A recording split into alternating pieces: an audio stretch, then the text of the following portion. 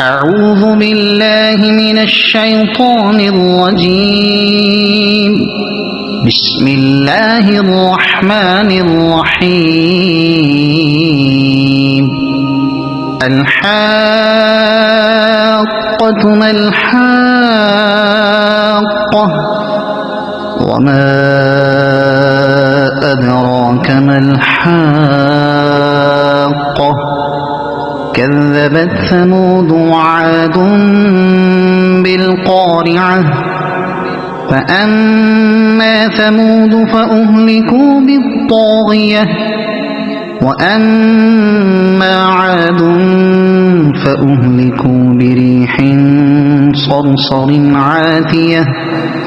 سخرها عليهم 7 ليال و8 أيام حسوما فترى القوم فيها صرعا كأنهم أعجاز نخل خاوية فهل ترى لهم من باقية وجاء فرعون ومن قبله والمؤتفكات بالخاطئة فعصوا رسول ربهم فأخذهم أخذة رابية إنا لما طغى الماء حملناكم في الجارية لنجعلها لكم تذكرة وتعيها أذن واعية فإذا نفخ في الصور نفخة واحدة وحملت الأرض والجبال فدكتا دكة واحدة فيومئذ وقعت الواقعة وانشقت السماء فهي يومئذ واهية والملك على أرجائها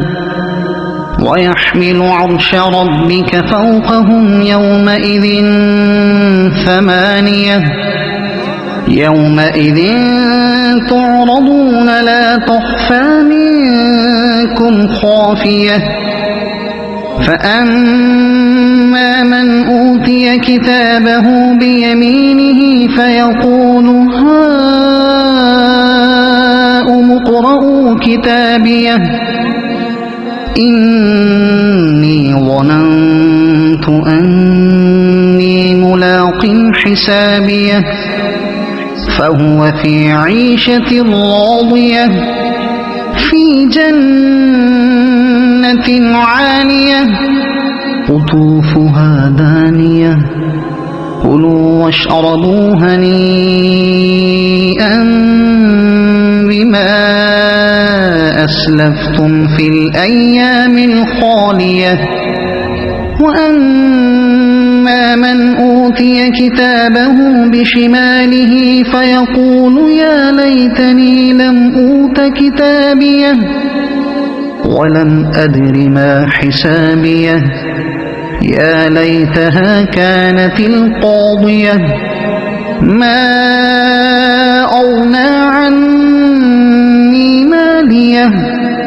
هلك عني سلطانيه خذوه فغلوه ثم الجحيم صلوه ثم في سلسلة ذرعها 70 ذراعا فاسلكوه إنه كان لا يؤمن بالله العظيم ولا يحض على طعام المسكين